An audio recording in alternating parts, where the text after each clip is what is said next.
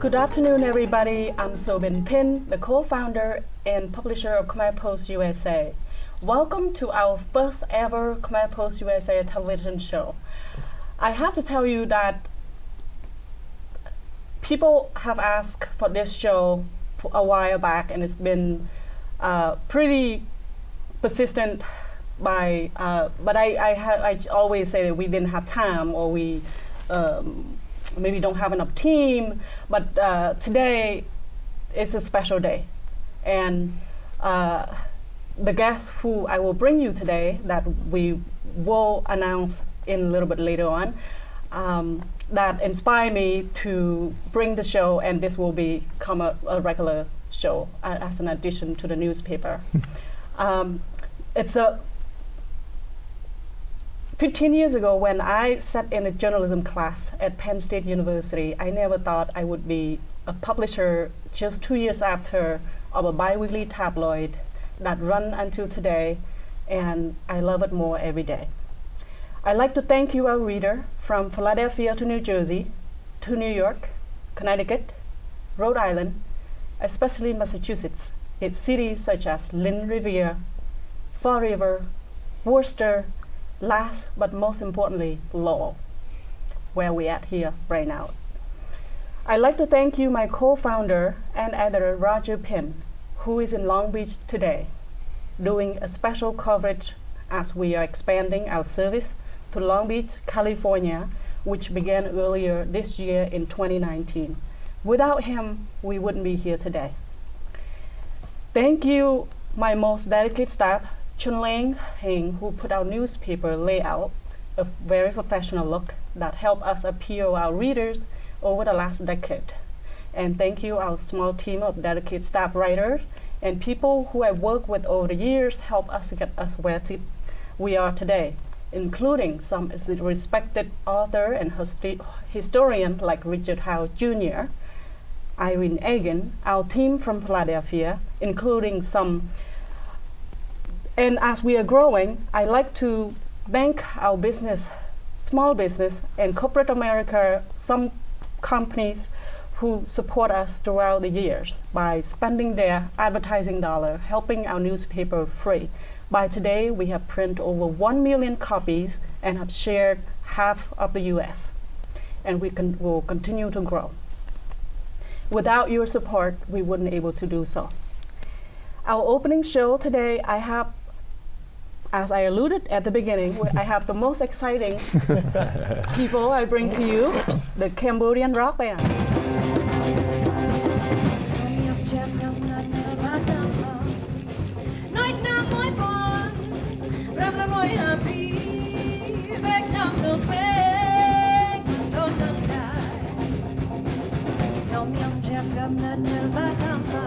They were in Boston Globe.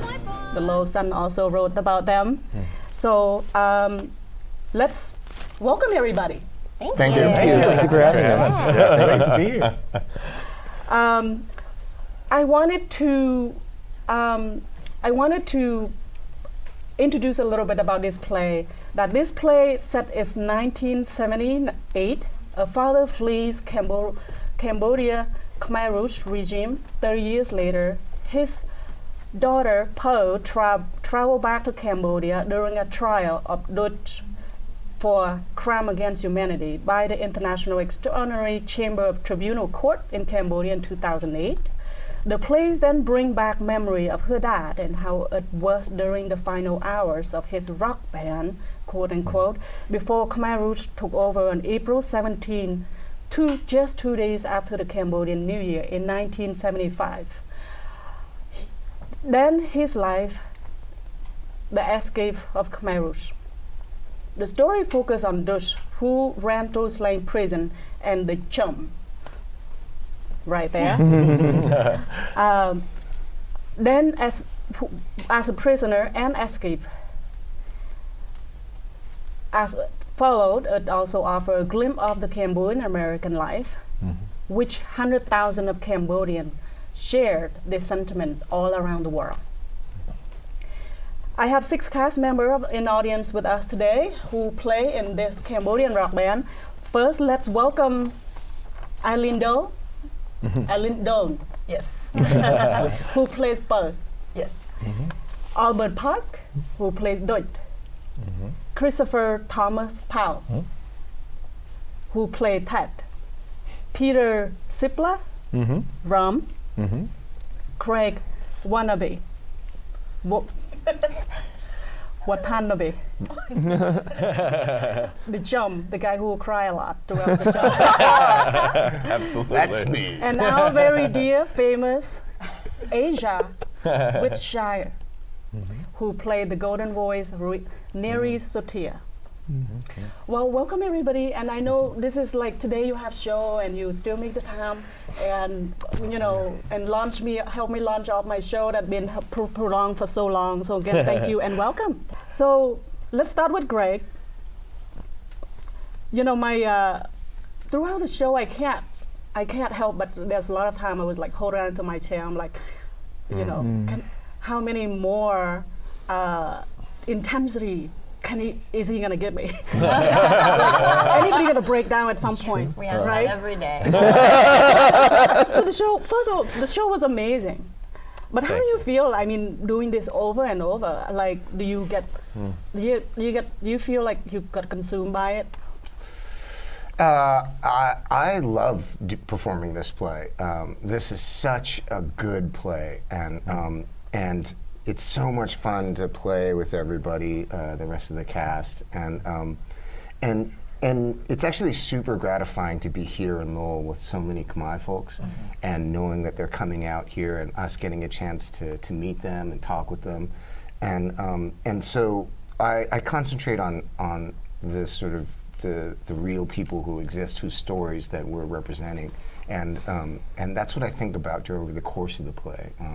To me, it's like an endless source of inspiration in terms of digging deep and performing this play and finding a way to keep staying super present and super thoughtful about, we've met so many survivors and so many next generation kids or new generation immigrants coming from Cambodia. So for me, and I think I can speak for the rest of the group, that it's super meaningful to be so connected to what the source of the play is.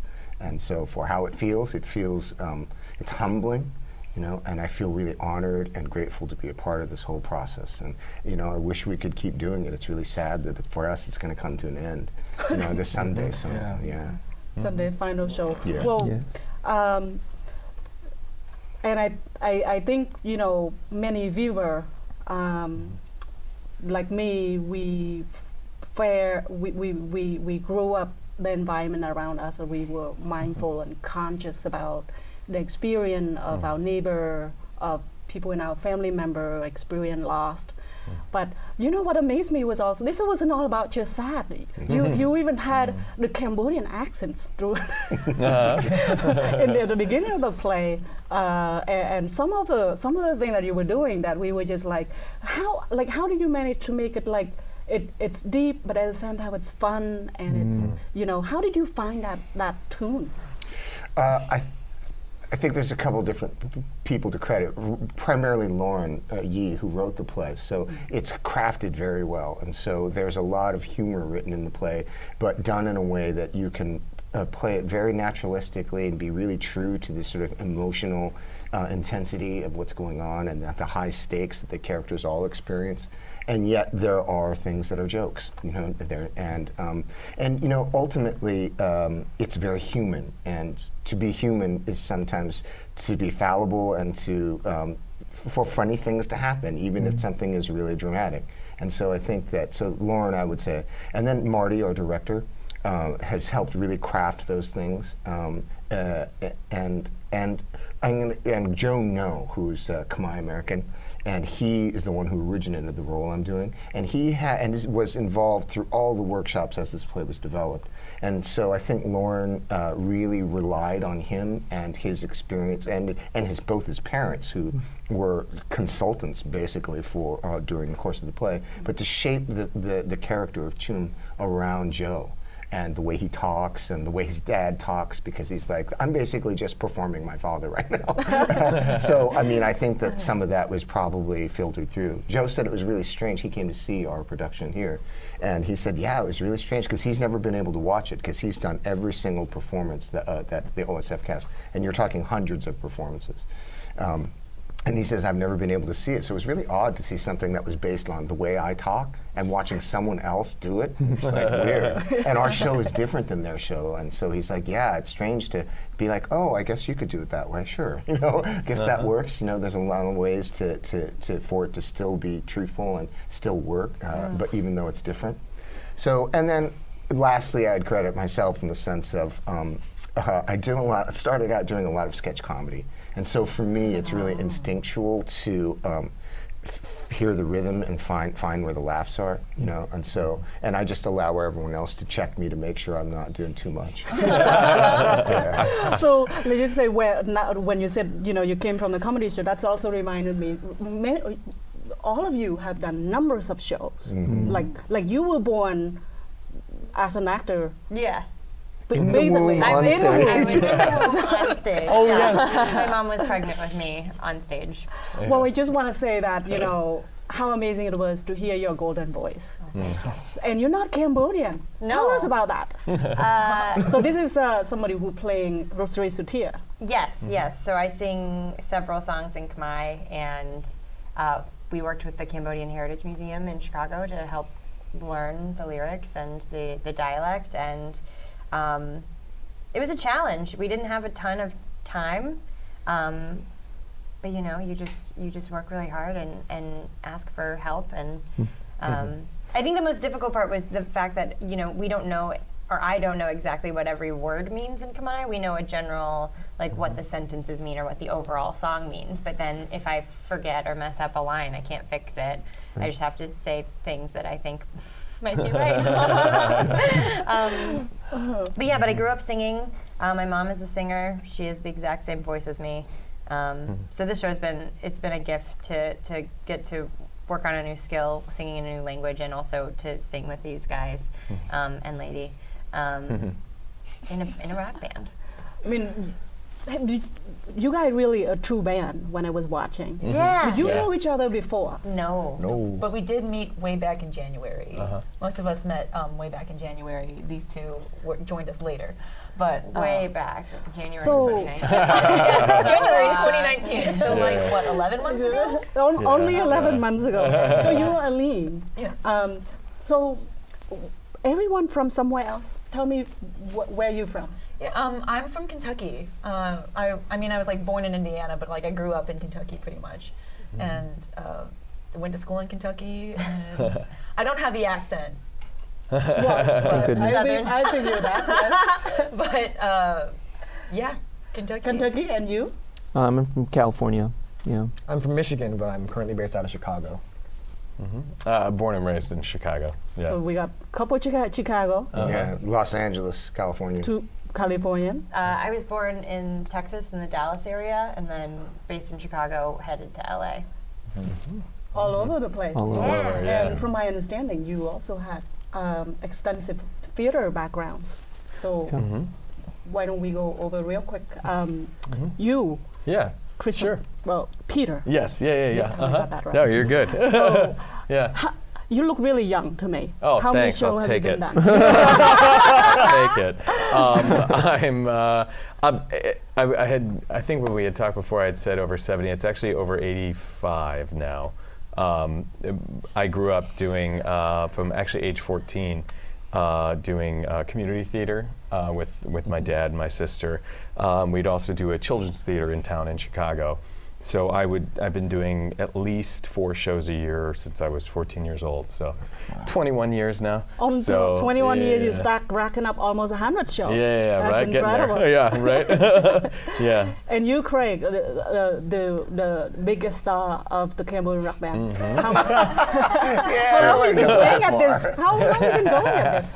Well, I've been working at this some 30-odd years. So coming out of school and doing children's theater, you know, where you drive around to schools and you take props out of the back of a car and you go, "Hi, kids."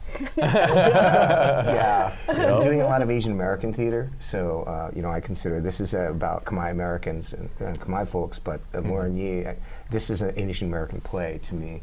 And I've done a lot of that, starting out in San Francisco and then also in Los Angeles, and then also getting to go around the country and doing that. So, to me, this is like an extension of that. And one of my favorite part that really kind of drawn me into one of the characters is character of Deutsch, and that's played by Albert. That's right. And I noticed your last name. You're Korean. Yeah, I'm Korean American. Yeah. So.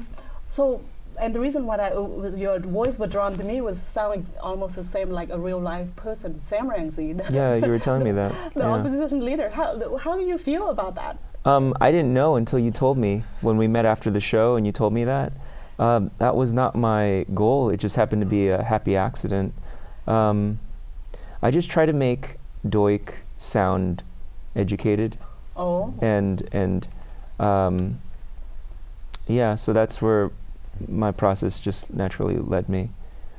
You know, throughout the course of your character, I was watching and I'm like, okay, he's intellectual. He also had a love for music. There's something deep in him that he can't sleep, that he expressed at some That's point. right. And it's just like, the way that you done this character, it just like, to me, it was so believable. Oh, I wonder, like, how did you dig deep into Deutsch? Like, Deutsch life didn't really reveal anything. Right. Nobody know who Deutsch is. This is he's number two. Right. Number two, right? So spoiler alert for you out there. Yeah, that's right. Yeah. So what helped was trying to humanize him, and he gives you a lot of little clues along the way that, you know, he's ostensibly a normal guy. He's a ex-math teacher who has 4 children. And this is a little tidbit, a little Easter egg from Lauren, who we got to have drinks with after opening night in Pittsburgh, which was the stop we had before Lowell. She said, what's really funny is that his insomnia is probably accurate, historically accurate, because at the time, he was the only officer who could go home at S21. And he did have children. And he had a baby. So chances are he was sleepless. And I thought that was amazing and so funny and so just right. And I could relate because I have children of my own. So yeah, a lot of the digging wasn't necessarily digging, just, you know, I credit it all to Lauren's writing. She just spells out who this person is and what he's about. And you also have extensive experience in theater. Yeah, I'm a late bloomer, so I only have about 10 years. But one of my first gigs was with Greg, actually. 2010, 2011, we did Yellowface in San Diego, and that's when I first met Greg. And how about you? Well, Christopher, Thomas, you played Yes. and you know, you were wearing that 1970 kind of rock band clothes, and we were watching, and you were playing guitar really well. So I mean, tell us about yourself. About like your. I remember one of the favorite question I asked: how did you land the role? Oh yeah. Yeah, so I took this role over from another actor. There's Matt Yee. He is currently in the Almost Famous musical that's headed to Broadway. And so I joined these cast, the rest of this cast, except for Albert, who joined us in Pittsburgh, about like 2 weeks into the run of the show. So I was there watching rehearsals. I was there shadowing Matt to like learn the part backstage, what's happening, what he's doing. And then I had 3 rehearsals. I had one rehearsal with the assistant director, one rehearsal with Marty, our director, and then one rehearsal with Matt McNally, our music director. And then I had a put-in, which is just basically a run of the show with the cast. And then I went on in front of an audience. which is crazy. Yeah. No one should ever do that. Right. You land on this role as like the way a Spider-Man. Yeah, that's exactly right. That's exactly right. Yeah, but the show is so good that I was really happy, and I know that Matt was expressing to me before he left that he was really glad that that the play would still live on. It's not like he was able to pursue his career, and also the play would still live on. So I was really grateful to be a part of this. Show us the shirt. What's in there? Hey, we're both wearing this Ciclo shirt. Yeah. I like that. It's a Ciclo shirt. Yeah. It's a shirt from the OSF cast. Designed it. Yeah. Mm-hmm. And OSF is the Oregon Shakespeare Festival. Yes. Yeah, Oregon Shakespeare. That's where the other cast was. I think Jane Louie was the one who came up with the design, like all the iterations of the design. Yeah. It's evolved. Yes. And Jane Louie originated the role of Poe. Yeah. For the information for our American audience, Ciclo is, how do you describe Ciclo? How Ciclo looks like? Oh, there's a picture of one here. It's a little silhouette, but little hand-pulled cart, a human-powered taxi. Yeah, in Chicago they call them rickshaws. Yeah. And Eileen, how about you? You were kind of hidden in this role, but you were playing a lot the electric keyboard. Yeah. No? Yes. Yeah. And describe your feeling being part of the band playing. Oh man, it's the best thing. I was a musician before I was an actor, and so that's always just been something that's been in my body, in my brain since I was a tiny kid. And to be able to be a part of the show and to rock out every day with everybody being as incredible on their instruments as they are, it's just so much fun to just jam with your friends. Yeah. With your friends. And the songs are so good. Yeah. so much fun to play. Yeah. Do you guys think that you guys would get together again, after this over and jamming? Oh Absolutely. yeah, 100%. I think Yeah. we all intend to. Yeah. It's just a matter of being in the same place. Yeah, Absolutely. logistics. Yeah. Yeah. One of the coolest things that we got to do is we met some Khmer folks who were survivors who were musicians, and so we got a chance they were so generous. They invited us over to one of their houses, fed us a meal, made a Khmer food, and then brought us down to the basement where they had a full rig set. They had a full drum kit and a PA system and 5 or 6 amps and a mixing board, and then we just played with them. They played some songs, and then we played songs from the show, and then we played some songs together. Yeah, it was we danced because they played They played the Ciclo. original Ciclo. They played the original Champa Batambang. We played Ani. Ani, which is not in our show, the but famous one. yeah. And there's a piece of music that's in the show. We use it. It's playing from the radio in the beginning of the show, and then it's being played on a record player at the end of the show. And one of the fellows says, "Oh, I love that song," and he wanted to play it for us, but we haven't had a chance to meet up with him again. I can't remember what he called it because it was in Khmer, and I don't speak Khmer.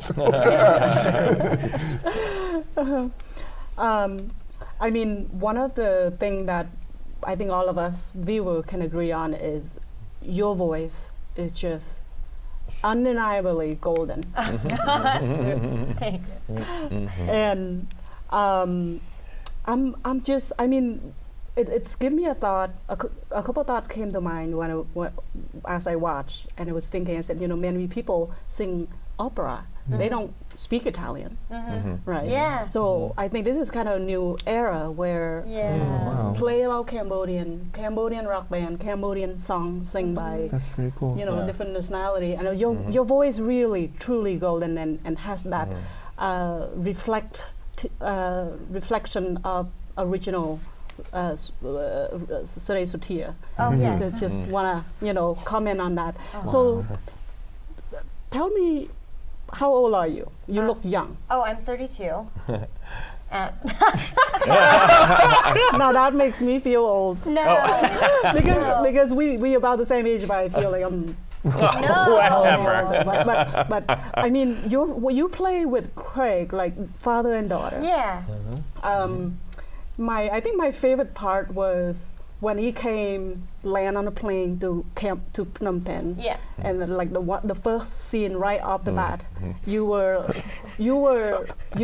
a Cambodian daughter, 100%. I mean, these are real, and I'm just like, how do you guys figure all this out? Did a Cambodian person actually were there helping you figure all this out? I mean, again, it's Lauren Yee. She did her research and she wrote characters that were very reflective of the Cambodian, family. And so because she wrote those words, and Marty, our director, was great at helping us finesse those words to find what we found. But I think a lot of it was just the writing. Yeah. Because I remember in college I took a couple of theater Yeah. classes. Yeah. But I remember getting the script. My script didn't never tell you how to play Yeah. the words, how to move your body. Yeah. It just gives you script or just script. Yeah. Right. So that's Right. why I'm like exploring these characters. I'm like, how did you find like Cambodian time? Like Yeah. like how do you how did you find that too? Like who some of Well, I the- think a lot of it, and you were speaking to this last night. We did a talk back last night about what we want from each other on stage, what we're trying to get from each other or from a situation. If you want to speak about that. Oh yeah. I mean, sure. It's just to reiterate what Asia was saying is that a lot of it is in the writing, and as I mentioned before, Joe No, who is Khmer, was involved from early workshops. So for all I know, because I didn't get to read early drafts, I was involved in a workshop that was pretty late, just before they premiered it. So most of the writing that you have that you see here was already in place. But I'm sure that he was able to give insight into things that were particularly Cambodian, particularly Khmer. But So who was Joe? Remind me again. So he played Chum. He played the character that I was portraying, but in the original cast, in the world premiere cast. And that cast is actually going to continue performing. They'll be in New York, and then they'll be in Portland. To a greater or lesser degree, some cast people are changing out. But to what Asia was pointing out, in terms of taking a script and then getting it, the difference between the journey of a script and then standing on stage and saying all the words is, all of that process is a collaborative group process that involves the other actors and it involves the director, as well as if it's a brand new play, the playwright, because sometimes things will change over the course of the rehearsal. And sometimes when you're playing something where it's so outside of yourself, then you need some consultants. So there are people who help you out with that. We have something in theater called a dramaturg. I see. And So for the purpose of time, we have 2 minutes left. Oh, great. Okay. But this has been really fun, really fun. And I think in final closing, I guess we can tell our audience where the Cambodian Rock Band go next. And are you guys going? Yeah. We are not going on. We end this Sunday, so if you go to Merrimack Repertory Theater in downtown Lowell, we'll be playing there through Sunday. November 10th. November 10th. November yeah. 10th, yes. And so we have, I don't know how many shows we have, 5 left? Six left, including tonight. So, which... And where's the Cambodian Rock Band traveling on after this? La Jolla Playhouse in California, and then it'll go to New York City at Signature, and then it will go to Portland. Which theater? Portland Center Stage. Portland Center Stage. Those are the next. Oh, and then it's going to Minnesota in the summer. Yeah, That's a right. separate A cast. separate cast, a brand new So cast. each place, they all will be separate casts because Only Portland. And then New York has the same cast as California and Oregon, but a couple of people might Yeah. get changed out. Yeah. Okay. And I heard the one that in California will have Cambodian actor actually going to play your role, Rosemary Oh, Sophia. no, That's Joe Joe. played the dad. That's who we're Joe talking the about. dad, Yeah. Cambodian Yeah. actor. Yeah. Okay. Yeah. So our cousin and I, we are waiting to compare notes. Oh, good, good. So stay tuned, stay in touch. Absolutely. So thank you, everyone. That's it. We have the time for today. Thank you for joining us.